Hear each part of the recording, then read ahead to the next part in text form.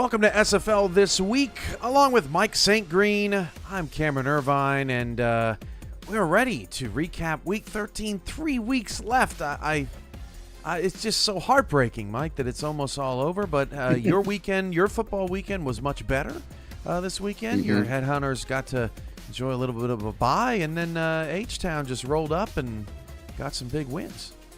Yeah, H-Town did what they, accustomed to doing, which is winning, but that's not true. But I was gonna say, who you wanna give me specifics? But it was nice for University of Houston for sure to get back on track, and Texans definitely kept it rolling. But great weekend in SFL. I mean, they really set us up for a sprint to the playoff finish line. There's going to be some great games the next couple of weeks, but man, we got a lot to talk about from what happened over the weekend. Curtis in the chat. Mia says hello. What up, Mia? Back in Michigan. And tonight we got Baltimore and D.C. coming up. A big game in the North Division. Baltimore has an outside shot at winning the division, Mike, but they have to hope that Canton loses to Queen City next week. So I don't know what you want from the Corsairs in that very tough matchup. But Baltimore trying to keep pace. A very crowded top of the standings. And D.C. a little bit desperate. They are 5-5, but they are 4-0 at home. And surprisingly, Jack Stata's got them at 2.5-point favorites after their 30-point loss last week to Arizona. So we got a good one coming on Monday night tonight as well. Yeah, no doubt about it, Cam. I was kind of surprised to see that line from Jack's data as well, but I don't know if I'm going to roll with Jack's data. We'll find out later on in the show. But I think the way Baltimore's that defense has kind of been giving up a lot of yardage and things like that. That's probably has something to do with it, especially with DC being at home and in desperation mode. And it's going to be a great game tonight. Great matchup for in that North Division. And as you mentioned, Baltimore is trying to hang on to any type of hope of winning that division. Well, we had some incredible games last night in the nightcap. I don't know if some of y'all went to bed or, sometimes those 9 p.m. blocks, it gets a little late early, Mike. You know what I'm talking about. But but the week seemingly saved its best for last, and maybe its best for first as well. We've got a lot of great highlights, a lot of action to get to, updated playoff picture, and so much more. Let's begin. And let's begin in Indianapolis, where the Lexington Miners and the Indianapolis Ramblers played one of the best games of the season. Gabriel Money Manning is gone early on in this one. It was 3-0 Ramblers. Lexington makes it 7-3. Johnny Pickler would strike back. Pickler, look at the time, all day into the end zone. That is Rob Hunt with the touchdown. Indianapolis takes the lead. That is your second lead change of this game, 10-7. Kenny Slider back the other way for Lexington, finds Manning again. Touchdown with 3 minutes to go in the first half, 14-10 Miners. But early in the third, Indianapolis comes back. Reggio Dinero in the back of the end zone with a beautiful toe tap. 17-14 Indianapolis. That's 4 lead changes. Phoenix Jones, after his touchdown was reviewed and overturned, ends up punching it in a couple of plays later. 5th lead change. Lexington 21-17. Johnny Pickler again. Look at the time. Into the end zone. Touchdown. Reggio Dinero. 6th lead change. And then, Mike, wide open, Gabriel Manning. How does this happen? You cannot leave Gabriel Manning that wide open, Cam. Well, obviously a broken coverage there, and Manning scores his 3rd touchdown of the night.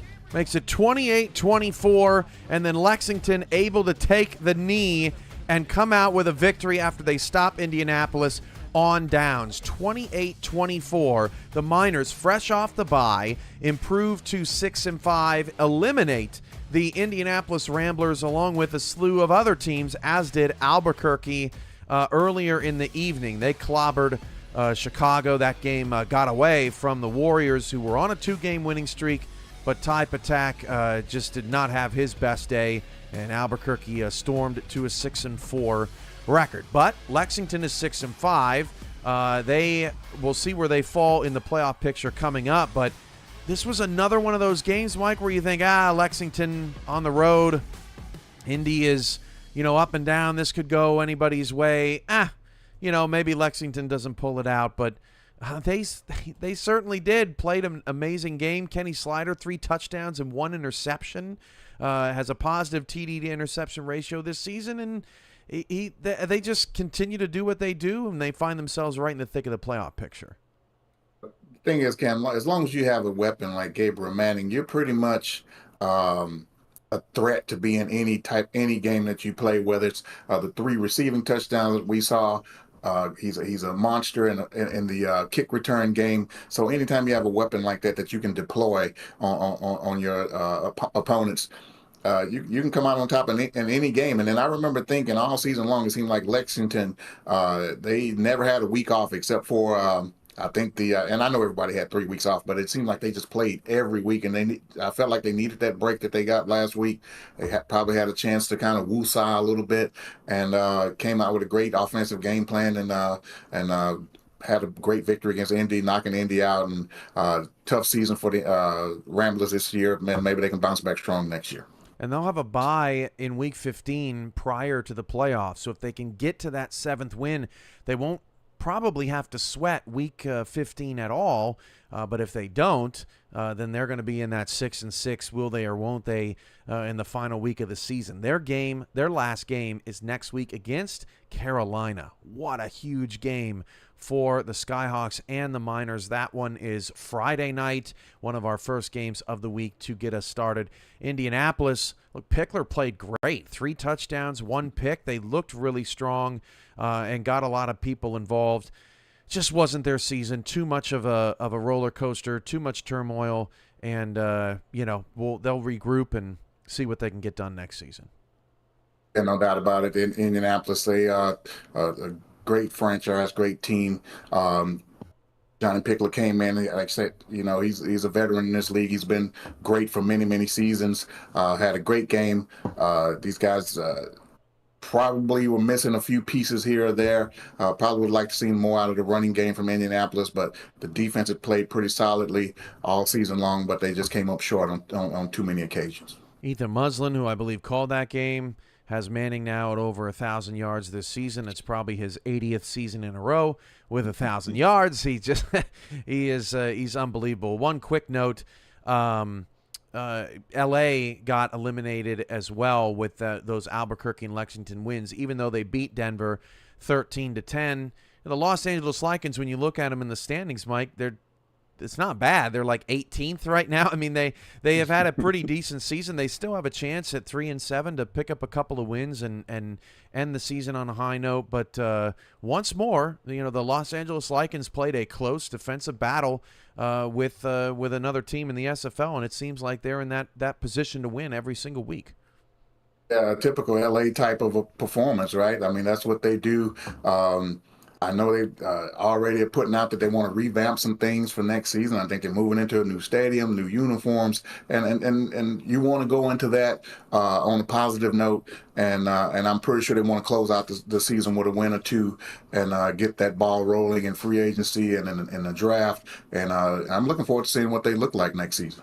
One of the things that LA and Lexington have done is they have invested in their young talent, and they've received millions of dollars in incentives over the season, for getting that young talent involved. And I think it could pay off, next season for LA and possibly even this season for Lexington. All right, let's move because we've got plenty to get to, and let's go to Louisiana, where last night we had a stunner. The Louisiana Revolution came out firing. Ziggy Ronick on this kick return gets some great field position. Gerald Smith, the owner of Louisiana, he guaranteed 3 weeks ago that they would beat the Nashville Tempo. Called them pretenders on the Friday show. The fans were fired up. This team was ready. Watch this, 51-yard fake field goal, and he didn't get it. That took incentive money away from Otis Boudreau. That didn't work. That's the first time we've seen that all season. But late in the second quarter, Louisiana started to get things rolling. Down 6-0. Tommy Utah finds Mike Twinscrew,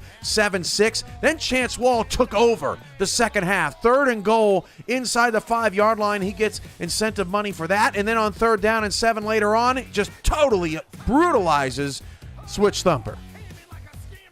Cam, Chance Wall really made a difference late in this ball game, and probably really made a difference the entire game, because this Louisiana Revolution defense, they played outstanding all game long. 9-7, under 30 seconds to go. You can take your Otis Boudreaux field goal and shove it. Tommy Utah, much maligned quarterback, is trying to win it for Louisiana, and he does. 8 seconds left to Ziggy Gronick for the touchdown. Louisiana storms all the way back and goes up 14-9. The fans still fired up in this late-night kickoff against the Tempo, who were trying to secure better position in the playoff picture. Louisiana just trying to keep themselves alive with poor strength of victory. 2 seconds left. Switch thumper, a last gasp effort. Had some arm strength, but maybe a little too much. The receivers couldn't get down the field in time. And what do you know? The Louisiana Revolution, who made their first appearance on our playoff graphic last week with a 4-5 record, gets a monstrous win, their highest quality win of the season, to improve to 5-5, and they are still very much in this thing with a couple of division or a couple of opponents sub 500 to end their season. Don't sleep on the Revs, who have won now 3 of their last 4 games. Yeah, definitely do not sleep on the Revs right now, Cam. They have come out of nowhere to put themselves squarely in the playoff picture. And as I mentioned, that defense, they played outstanding yesterday. But let me talk about Nashville for a second, because I'm watching this game thinking Nashville, they seemed like they were kind of in control of this game for most of this game, even though it was a defensive battle. I just kind of felt like they were in position to put points on the board, and they never did, and it just seemed like they were just lacking something, missing something offensively to get them going. And I just felt like they kind of let Louisiana hang around, and then, hey, Louisiana, they did what they were supposed to do. They took advantage of that, scored late, and they come away with a huge victory and sets them up great going into the last couple of weeks of the season. Yeah, I think the one thing with Nashville is they are very young, and what we have seen this season is Nashville struggles with teams with a lot of experience defensively. Remember their loss to Florida in the early part of the season. We know Florida's secondary is unbelievable. Louisiana is so experienced on the defensive side of the ball, and they really overwhelm Nashville. Depending upon if Nashville can get in, which is a big if now, because they've got Mexico City in 2 weeks for their final game. If they can get in, it's going to depend on matchups with them, because if they end up going up against an experienced behemoth, it could be trouble. That game in 2 weeks is huge, Mike. I mean, they could easily go to 6-6 and be on the outside looking in, or they could beat a Mexico City team, prevent the Aztecs from getting a top 4 bye, and really pull a stunner there to sort of turn their season around. That's one of the marquee matchups for Week 15. Yeah, no doubt about it. And as you mentioned, yeah, the more experienced teams seem to give them trouble. And let's not forget that Nashville, that expansion team, they're growing, they're figuring things out. They came up with a couple of huge wins early in the season to set themselves up to be in the position that they are right now. It's just that I just had the observation that they seem like they are missing a little bit. The defense has been great. Tigger Clay, he stood out to me last night as well. He played a great game. The defense has been solid pretty much all season long. That's pretty much helped them get to where they are. But offensively, I feel like they are missing a piece or two. But, congratulations and kudos to them, because they are right there in the thick of things. And a big win against Mexico City in a couple of weeks, that will pretty much clinch them a playoff spot. And so now is Louisiana, who stays alive at 5-5. Let's go to the top of the week, where Charleston took on Atlanta. This game was a doozy as well. Bryant Dynasty, who was hailed on Streets Are Talking as an MVP candidate, rightfully so, hits Boot Chisholm in the first couple of minutes of this game. They'd punch in a touchdown from 2 yards away, go up 7-0. Middle of the second quarter, John Lakeman here, missed opportunity, hits Xavier Solomon in the back of the end zone, but that was out of bounds, so they end up getting a field goal. No, not to worry. They come down the next drive. Iman Kopech hits Zorro Lunar, and Charleston takes the lead just before the half, 10-7. Then they started to pour it on. Iman Kopech to Doug Spelling for the score, 17-7. It just felt like this game quickly got away from Atlanta as Charleston stole momentum on the road. Bryant Dynasty down 17-14, shakes off a sack, then throws this pick in the end zone to Sam Blotner. In a close game like this, Mike, in the fourth quarter, you just can't give up points like that. No, you definitely can't, Cam, and we haven't seen much of that out of Dynasty throughout this season. Kind of uncharacteristic throw from him right there. John Lakeman to Doug Britton. I mean, how many receivers and tight ends are we going to mention in this highlight for Charleston, getting everybody involved? Now, first and goal with a 2. Well, look at this beautiful play design. Fires it out to Brad Taylor Wright, the fullback, out of the backfield on a backwards pass to make it 24-14. But Atlanta would not quit. They hit Why Not Arlette there on that pass, and then Bryant Dynasty connects with Fox Highwind down the field as the defender bit trying to get the interception. Highwind gets them all the way into scoring position, and Atlanta is still in this football game. Despite the slow start from Bryant Dynasty, ended up with a pretty decent outing as Siege Falco gets that touchdown, 24-21. They get the ball back with a chance to go and tie it, but then Highwind fumbles with 17 seconds to go. A clean hit, a good call there by the officials. Jacob Clear with the hit. You can see it here again, and Atlanta's night ends in pain.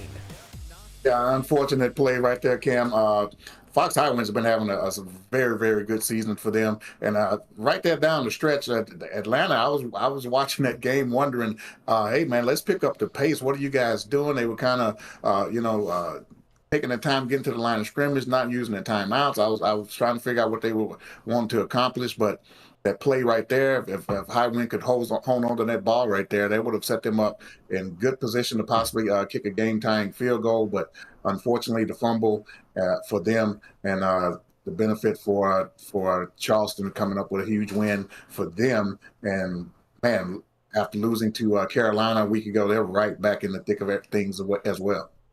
Yeah, it looked like when Charleston lost to Carolina and some of the wheels were starting to wobble, it felt like. It was like, maybe sell your Charleston stock. But then to go turn around in another divisional game and take out Atlanta in their own house, that was surprising and a very impressive performance. This dual quarterback thing seems to still be working for them. I mean, it's just it's a first in SFL history, and they're really executing it to a T. They're getting all their weapons involved. They're one of these teams, Mike, where they kind of hit you when you least expect it. That's what happened to Seattle in the playoffs last year when Charleston got them in the first round. Yeah, and that dual quarterback situation over there is working out, as you mentioned, just perfectly. Lakeman has been great, but man, just what about Iman Kopech? He was great as well. 11 out of 17, 129, and a touchdown. I think he's auditioning for a full-time job next season, Cam, the way he's been playing. So when we look at the potentially last spot for the playoffs, you've got Atlanta 6-5, you've got Lexington 6-5, DC and Louisiana are 5-5. It's very nip and tuck right now. Do any of those teams stand out to you as a team that you think, okay, I really feel good about these guys making it in the playoffs and maybe pulling a first-round upset? I really like what they have. Is anybody giving you those vibes right now? Run me down to one ahead of Atlanta again. We got Atlanta at 6-5, and they got Florida in their last game in 2 weeks. And then we've got Lexington at 6-5. They have Carolina next week in their last game. They have a bye in week 15. We've got DC 5-5. They have Baltimore and Fort Worth left. They're both at home. And then you've got Louisiana at 5-5, and they have a couple of opponents. I think Houston is in there, and then one other that's below 500 that escapes me currently at the moment. But what are you thinking? When you said Atlanta, they stood out to me, but now hearing their opponent, that kind of changes things a little bit. Even and Dynasty has been great, as you mentioned. They're talking about him as an MVP candidate at this point. But it's hard for me to give MVP, to a guy that's right around 500 and may miss the playoffs. I mean, but he's been fantastic all season long. With that being said, I think Louisiana, they probably, as you mentioned, Houston, we're below 500, and another below 500 opponent. Maybe I don't think they're playing Bossier City because I know we have them a couple of weeks after that. But Louisiana right now, they're set up to actually take control and get that final playoff spot if it came down to those four. That would be wild if all hope was lost. Just some housekeeping behind the scenes. Just how difficult it is to do this job. So I have this giant, this lighting system, right? And typically the lighting system dims when the sun goes down, right, Mike? So it doesn't hurt my eyes, right? Because I got a lot to look at here. Well, the sun keeps setting earlier and earlier, and I've just now realized that the sun is set on my studio, and we still have 25 minutes left in the show. So if I look a little orange or something happens, there's nothing I can do about it now. But it just shows how difficult it is to do this job sometimes. I'm going to have to dig into the settings there. Okay, let's get back to the highlights. We had on Saturday a lot of teams at the top of the ticket still trying to sort of maintain their position in the standings, because one loss at the top of the picture and you're pretty much out on the first round bye at this point. They are all gunning for those top 4 spots. Someone's going to get left out in the cold, including a division winner. All 5 division winners are your top 5 teams, so someone's going to be on the outside looking in. Who would take care of business this week? That's the question. Let's start in Canton, where the Canton Classics were taking on the Fort Worth Toros, and it was fumble city for Fort Worth in this game. Henry McGee loses it. Marcus Dunhill loses it just before the half. 6-0 Canton at that point. And then Scar Patterson before the half able to connect with Ryan Owens. Patterson shaking off a horrible game last week against Nashville, one of the worst of his career, to make that play. But then just 30 seconds later, Fort Worth uses all their timeouts, goes down and scores, makes it 13-7. Logan Lee strikes back. He is in the end zone once again, 20-7 Canton early on in the fourth quarter. Marcus Dunhill and the Toros are driving. Stephen Hacker down 27. He coughs it up with 1:30 to go. It didn't matter who it was, Mike, in this game. Fort Worth just couldn't hang on to the ball. Yeah, Cam, you can't beat many teams with turning the ball over that many times, but you definitely can't beat the Canton Classics, giving them that many opportunities to get their offense back on the field. So Canton takes care of business. Could Arizona take care of business against Motor City? Dags Droneworks Blimp was in town to watch Arizona play. It was 10-0 at the half, and then it was 13-0 late in the third. That was Kelly, the backup, throwing the touchdown to Phil Koss to make it 13-7. Look at that diving play on 3rd and goal from Kaufman. Motor City is in this thing, 16-7, but then on 4th down, King Jackson's just trying to make something happen. Bo Martin Jr. takes it all the way back to the house, and then in the last 4 minutes of this game, Mike, things got ugly.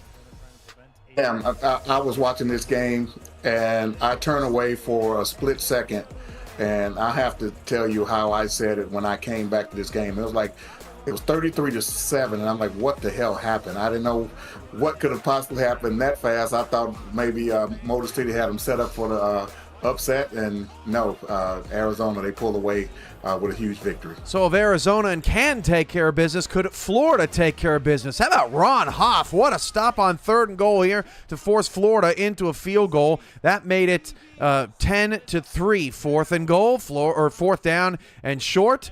And that was Florida taking care of business with Chris Komisak late in the third quarter. 3rd down and 9. Another opportunity for Vancouver to get off the field. And Ron Cochran finds Art Vandelay just that close. But Florida's just that good.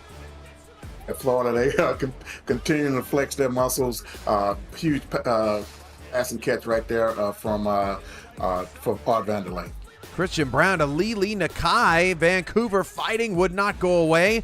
Late in the third quarter, then Pseudo Nakai is shot out of the cannon. He is loose and down the field. They would end up getting a field goal on this drive to make it 20-13. Onside kick with 3:25 to go. Pops up in the air, and it's recovered by Vancouver.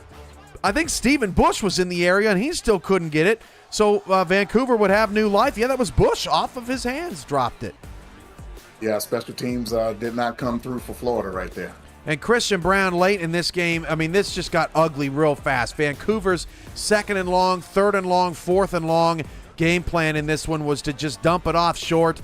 And, it was just a comedy of errors down the stretch. Brown tosses this ball. It was ruled a fumble. Then it was overturned. It didn't matter. Yeah, it was tough sledding down the stretch and tough to watch, quite frankly. But Florida ends up holding on against Vancouver 20-13. And the Legion, who have not missed the playoffs in many years, will be sitting at home trying to figure out where this season went wrong. But at the end of the day, all the teams at the top of the ticket take care of business, including Mexico City, who ran roughshed over Bossier City, 44-10. That game was really bad. I mean, all night. Mexico City really sort of asserted themselves, and they feel like, Mike, the one team that can just blow anybody out by 30 any given night. It just seems like Mexico City is that explosive team in season 23.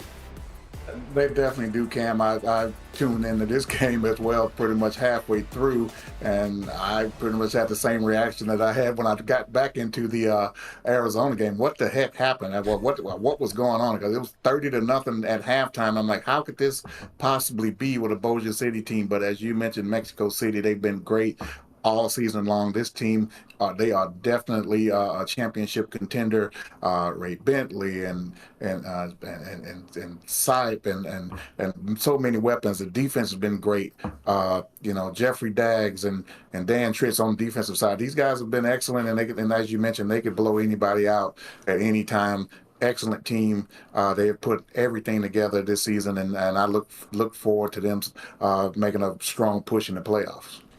So the 5 teams at the top, they really feel like they're starting to separate themselves. Now, Baltimore can get a win tonight. I would probably put them in that category just because they've won so many titles before, right? You got to be able to put them in there. Now, if they don't win and they fall back in the standings a little bit, maybe you question their championship contention. But you've got Canton, Arizona, Minnesota, Florida, and I'm missing one. Canton, Arizona, Minnesota, and Mexico City, right? So you've got those 5 teams at the top. If I had to pressure you to say who's the best, if you had power rankings, right, and you had a power rankings vote, who's number 1? Who do you feel like is the most complete best team right now in the SFL? In spite of getting blown out and totally embarrassed a week ago, right now, to me, Canton is starting to round themselves back into championship contender. I think they're number 1, and that's really, really tough to say because Arizona, they've been great all season long. They had a slip up a couple of weeks ago as well, but I've been impressed with both of those teams. But I give a slight edge to Canton right now in my power rankings over Arizona. Now I'm gonna go Florida just because they're the 2-time defending champions, and I feel like I have to. I feel like until someone takes it from them, right, you can trust them more than anybody in the postseason. But I will say that Minnesota, who made the semifinals last season, who's won the Central Division now four seasons in a row, who's been in the playoffs every single year that they've been in existence, it feels like maybe they are ready. Their team is so talented, and their 2 losses have been, razor thin deficits that Minnesota looks like a very, very their one slip, right, is that whatever they're doing in the red zone, right? As long as they get Colin Hart touches in the red zone, I think they'll be all right. Mexico City, the one thing, Mike, their 2 losses are close losses to Arizona and Canton, and that's a great resume. But you got to beat these teams in the playoffs, and Mexico City may be 1 season away just simply because they haven't been there yet. But it's tough to say. It's that these 5 teams are razor thin margins right now. Well, you know how I felt about Minnesota all season long. I really feel like they're one of the most talented teams in the SFL, and I've been impressed with them from game 1. And and it's going to come down to this bye week situation. I really believe that. I think the top 4, they're going to really matter this season. As we've seen over the past couple of weeks, they've kind of separated themselves as saying, hey, we are the cream of the crop of this league. All these teams have 2 losses, and it's really nothing that separates them other than, a few minute details. But when you get up there, at the top playoff time, guys get a chance to game plan and come up with something that maybe an opponent hasn't seen all season long. And man, I can't wait for the playoffs to start. It's going to be an interesting ride this season. Well, I think the big thing, Mike, is that you want a top 4 seed because you don't want to play any of these teams in the wild card. I mean, you've had Nashville's beaten Canton, Carolina's beaten Florida, Minnesota was nearly stumped by Vancouver. Baltimore was stumped by Vancouver. I know Vancouver's not a playoff team, but that just shows that even teams that aren't making the playoffs are beating some of the top teams in the league, elite teams, are at least playing with them. And who wants one extra game as in a win or go home situation? So that race to the bye week is going to be huge. So speaking of, where does everything sit right now? We've got your updated playoff picture for you. It is right here. Canton right now takes over the number 1 spot. Look at those common games, 7-0 versus 6-1. Canton and Arizona playing a very similar schedule this season. They have a very similar record. Mexico City's lost to them both, so that's why they are in the 3rd position. Florida and Minnesota comes down to common games as well right now, and Florida has the sweep on Minnesota. Baltimore sits in that 6th spot. If they win tonight, they won't move. They are in the 6th spot. They will still be able to win the North Division, but that would include a Canton loss to Queen City, and that is very unlikely as the Corsairs remain winless this season. Fort Worth and Charleston are in the 7-8 spot. Here you see the common games again becoming your tiebreaker, and Fort Worth has a 6-1 record in those games. Carolina and Albuquerque, a victim of buys, right? That's the only reason why they trail Fort Worth and Charleston, but they have 2 games left to win, and Carolina's resume is significantly better, 473. Of course, they have beaten Florida and Baltimore, 2 of the top 6 teams in the league over here in the last few weeks. And then Atlanta slips to 11th with their loss to Charleston. Nashville slips to 12th. With their loss to Louisiana, and that essentially opens the door for everyone else that is trailing. Lexington, D.C., Louisiana, still right underneath that cut line. It's worth noting that Houston, not on the graphic, is still alive in the playoff race. They are 4-6, and for a 6-loss team to be eliminated, all the teams with 6 wins would have to win their next game to knock them out. So this is where it looks, if you're having trouble reading the graphic, it's 8 versus 9, 7 versus 10, 6 versus 11, 5 versus 12 are your wild card matchups. And then if all the home favorites win, their quarterfinal opponent would be above them. So this is how it looks right now. Mike, what stands out to you in the updated race? To be honest with you, everything stands out with these matchups in this wild card situation, Cam. We would have a rematch of Charleston and Carolina. Albuquerque, they beat Fort Worth earlier in this season. That's right. Baltimore, Atlanta, that would be intriguing. And then we just talked about, you don't want to get into this wild card situation, but it's going to be a very, very good team, whether it's Florida, Mexico City, or where it stands right now, Minnesota, that's going to get into this wild card situation, has to play an extra game against this very, very good Nashville defense. And as we just mentioned, you never know. So it all looks interesting to me. Now, can these 6-win teams, can they get all the other 6 lost teams off their back and pull a win off in the end to to secure that 7-win teams all getting in? I know all the 6 lost teams right now are hoping that does not happen.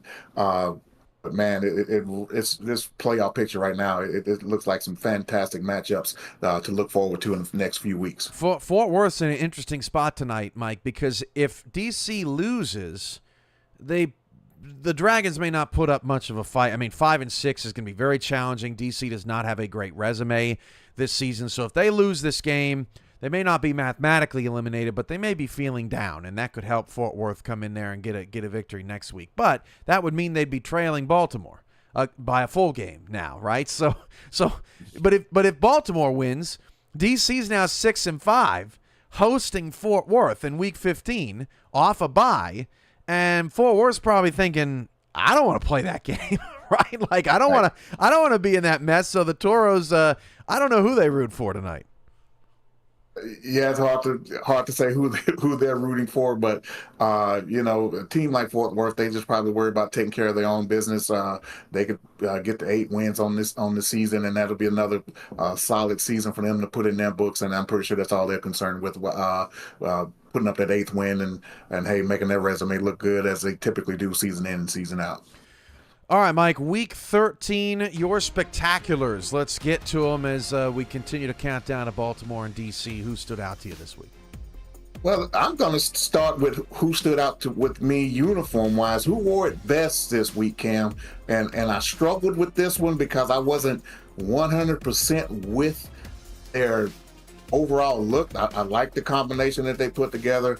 They looked great, and obviously you got to get a win when you look great to get the who wore it best. And I'm going to go with the Arizona Scorpions. They really wore it well this weekend. I like that combination of orange and that light gray. The only critique I have, I'm not a big fan of the high socks. I mean, show a little more stocking on that uniform next week or something. But other than that, man, they looked sharp, played well, and came up with the victory. But the other spectaculars on the defensive side of the ball, Chance Wall with Louisiana, man. 4 tackles, a sack. Yeah, that doesn't sound very spectacular, but he came up huge at a huge moments in that game to help secure that win for Louisiana. And then the big one was Gabriel Manning, 174 yards, 3 touchdowns. We saw him smoke the Indianapolis Ramblers in that game. Gabriel Manning coming up big, and he is my spectacular performance of the week. He averaged over 20 yards a catch. You can't let Manning get loose in your secondary like that. That was the downfall of Indianapolis. Louisiana had a ton of people step up in their victory to get them to 5-5. And I've been told, little birdie's told me, that Arizona's going to have uniforms that me and you may not like next week. Apparently, it's going to be loud and zany and crazy.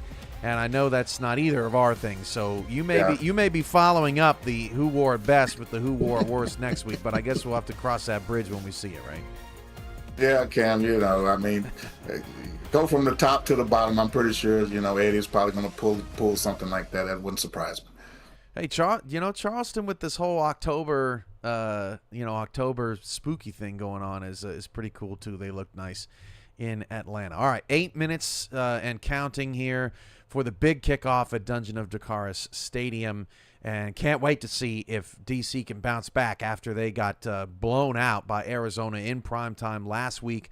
They've kind of had a mini bye. It was last Friday they played, and now they've had to wait all the way to this Monday to get that going. But, of course, we welcome back Ron Haynes and Haynes Vision to our program as we break down Baltimore and D.C. We start with Jack Wigmore, who low-key would be an MVP candidate if it wasn't for those pesky interceptions. He leads the league in passing yards and touchdowns right now.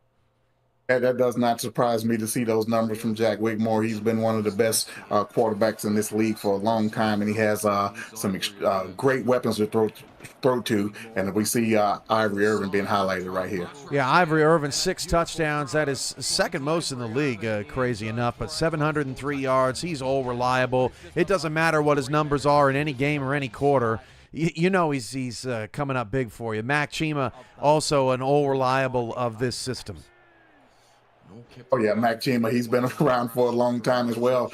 These Baltimore Vultures, they've been together several seasons, all of them, and all of them seem to contribute at any given time and come up big for the Vultures season in and season out. T-Pat, got to break a few eggs if you're going to make an omelet, referring to those picks from Wigmore, absolutely. G.P. Wells, 58 receiving yards per game, 576 rushing yards. Wells is a do-it-all back.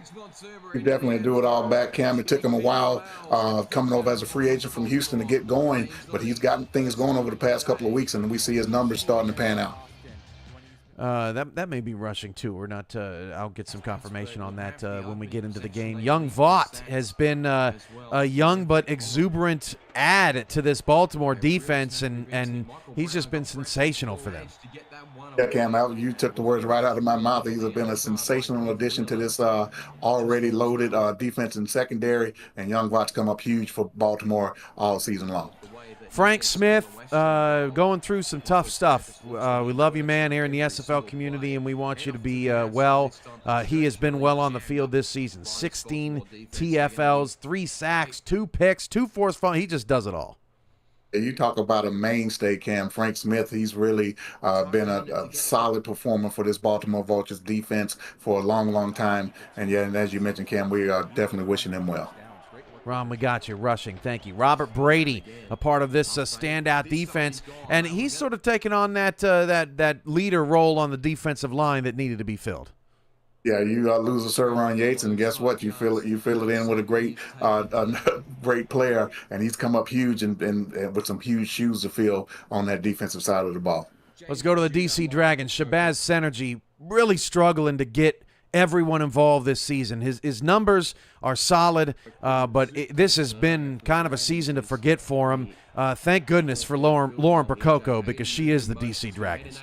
Yeah, she has definitely been the DC Dragons this season, and anytime they need a huge play, as we see right here, she's come up large for this team. 63 receptions, 932 yards, and she's got to be in the conversation of Offensive Player of the Year as well, Cam. Third consecutive season she's led the league's tight end unit in receptions, yards, touchdowns. Mason Kirby, he might have to step up tonight, because you know that Baltimore is going to be all over Prococo and what they like to do.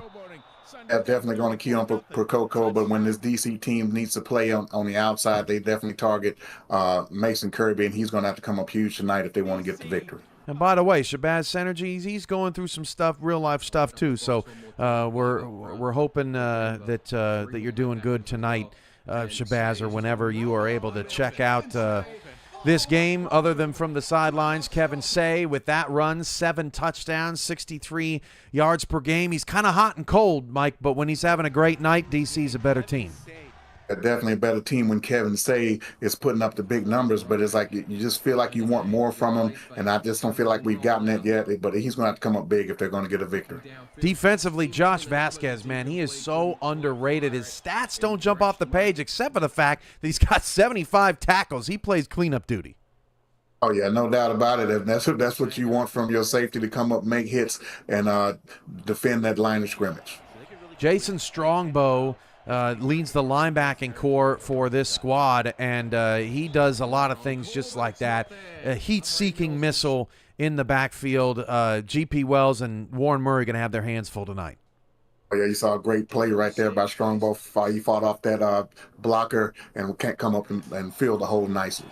Maybe this dude's Defensive Player of the Year, Mike. Mike Wagner. This guy has been awesome. He is hitting the gym or hitting the fridge. I'm not really sure, but he leads the league in sacks with 11. It looks like he's hitting the fridge quite a bit, Cam, but he's a little fire plug in there that can get after the quarterback, and the proof is in the pudding, leading the league in sacks.